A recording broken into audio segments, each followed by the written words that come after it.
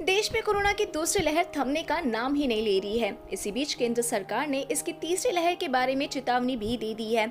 सरकार के principal scientific adviser Vijay Raghavan ने बताया है कि कोरोना की तीसरी लहर भी जरूर आएगी। वायरस का संक्रमण अपने सबसे ऊंचे लेवल पर है। यह भी तय नहीं है कि तीसरी लहर कब आएगी और कितनी खतरनाक होगी, लेकिन हमें नई लहर के लिए तैयार रहना होगा। राघवन ने बुधवार को हुए एक प्रेस कॉन्फ्रेंस में कोरोना की स्थिति के बारे में बात की है।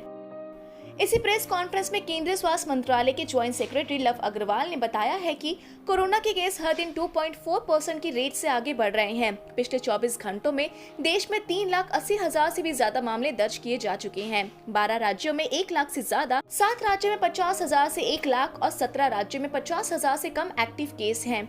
24 राज्यों में और केंद्र शासित प्रदेशों में 15% से ज्यादा पॉजिटिविटी रेट है, तो वही 10 राज्यों में ये 5 से 15% और 3 राज्यों में 5% से भी कम है। उन्होंने आगे बताया है कि महाराष्ट्र, कर्नाटक, आंध्र प्रदेश, दिल्ली और हरियाणा से ज्यादा मौतों की सूचना मिल रही है। बेंगलुरु में पिछले एक सप्ताह में लगभग 1.49 लाख मामले सामने आ चुके हैं। चेन्नई में ये संख्या 38,000 रहे हैं। कुछ जिलों में नए केस तेजी से बढ़ने लगे हैं। इनमें कोझिकोड, एर्नाकुलम, गुड़गांव शामिल हैं।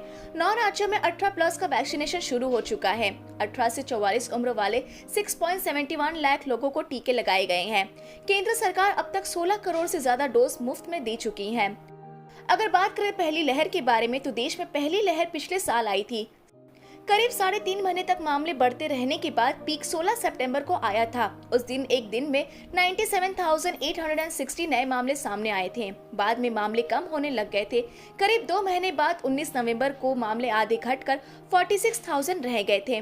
तो वही अगर दोस्तों बात करें दूसरी लहर के बारे में, तो ये बीते मार्च से शुरू हुई है। 1 मार्च को एक दिन में 12,270 मामले सामने आए थे। इसके बाद हर दिन मामले बढ़ते रहे।